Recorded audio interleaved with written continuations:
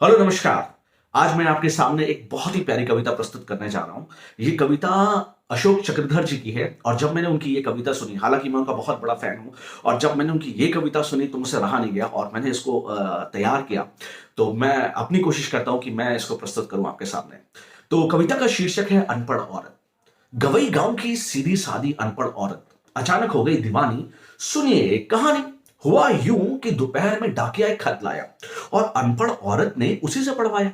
तो मनी मन में खत पढ़ने के बाद डाकिया ने पूछा, क्यों री, तेरा पति फौज में सिपाही है? बोली हाँ। 3 साल पहले भी आई है? बोली हाँ। शादी के 2 महीने बाद ही बुलावा आया? बोली हाँ। और तब से लौट के अभी तक नहीं आया? बोली हाँ। तो सुन, ये खत ये बतला रहा है कि तेरा सिपहिया आज शाम की गाड़ी से वापस आ रहा है। ये खबर उस औरत के तन बदन में नाचने लगी और खत छीन कर वो बिना पढ़ी लिखी औरत अपनी उंगलियों की बोरों से उसका एक एक आखर बांटने लगी। उसका एक एक आखर बांझने लगी, खुशी में रोने लगी, बौराई सी होने लगी। कभी इधर भागे, कभी उधर भागे, कभी ठगी सी ठहर जाए, सोते से जागे। खबर किस किस को सुनाऊं ये समझ ही ना पाए। नहीं नहीं नहीं नहीं नहीं नहीं नहीं नहीं नहीं, खबर किसी को नहीं सुनाऊंगी। सुनाऊंगी तो मारी जाऊंगी। घर बाहर वाले सब घेर लेंगे, मेरे पास आने नहीं देंगे। मैं तो दरवाजा बंद करके यहीं पे रह जाऊंगी। उसके लिए बढ़िया सी रसोई पकाऊंगी, अपने हाथों से खिलाऊंगी, पंखा झलूंगी और पानी पिलाऊंगी। हाय राम, कौन सी चीज बहुत ज्यादा पसंद है उसको? क्या बनाऊं, क्या पकाऊं, क्या खिलाऊं, क्या पिलाऊं? पिलाऊं?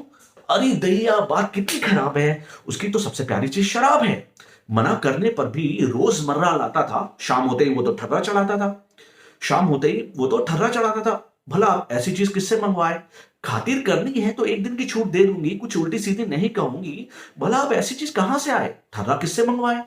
तभी उसे ध्यान आया कि ज्यादा ना पी जाए, इस डर से उसने एक बोतल छुपा दी थी, पेड़ के नीचे दबा दी थी। वो दौड़ी दौड़ी गई और बोतल निकाल लाई और खातिरदारी पर ऐसा निखार लाई कि उसने बक्से पर एक कपड़ा बिछा दिया और बोतल के साथ गिलास को सजा दिया। और इंतजारी की बेकरारी में सोचने लगी कि एक बार तो उसने मुझसे भी कहा था कि पी। मैंने कहा था नहीं जी।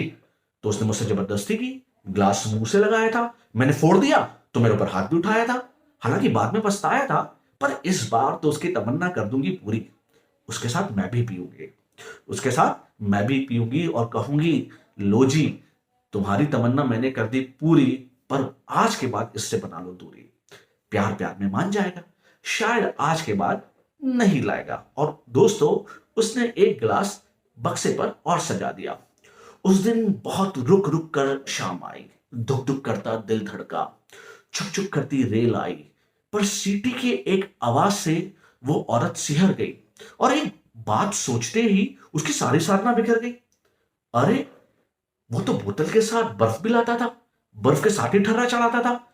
बोला अब बर्फ किससे मंगवाऊं, चलो खुद ही ले आती हूँ। तो उसने लंबा घूंघट काढ़ा और चली गई बर्फ लाने। उसने लंबा घूंघट काढ़ा और चली गई बर्फ लाने।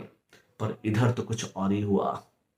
पीछे से सिपाही आया, पीछे से सिपाही आया, खुला दरवाजा, बक्से पर बोतल, दो खाली गिलास देखकर चकराया, माथा ठनका। कमजोर मन का वो सिपाही उसे दृश्य कचोट गया, उसे दृश्य कचोट गया और औरत को बच्चलन जानकर छोड़ गया।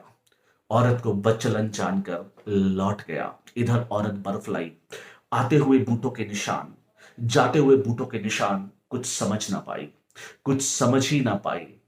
दोस्तों, कहानी खत्म। तो दोस्तों, कभी संजोग से किसी गली में, किसी मोहल्ले में, बाजार में या सड़क पे अगर वो फौजी आपको मिल जाए तो उसे असलियत बता देना। उसे ये समझा देना कि तेरी औरत आज भी तेरे आते हुए बूटों के निशानों को अपनी उंगलियों से सहला रही है और तेरे जाते हुए बूटों के निशानों को अपने आंसुओं से मिटा रही है। तेरे जाते हुए बूटों के निशानों को अपने आंसुओं से मिटा रही है। लौट जा, लौट जा, लौट जा मूर्ख, उसका बहुत ऊंचा चरित्र है। लौट जा मूर्ख, उसकी आस्था तो गंगा से भी ज्यादा पवित्र है। उसकी आस्था तो गंगा से भी ज्यादा पवित्र है। बहुत बहुत धन्यवाद। अगर आपको ये कविता पसंद आई तो प्लीज इसे शेयर करिएगा। बहुत बहुत धन्यवाद। Thank you so much.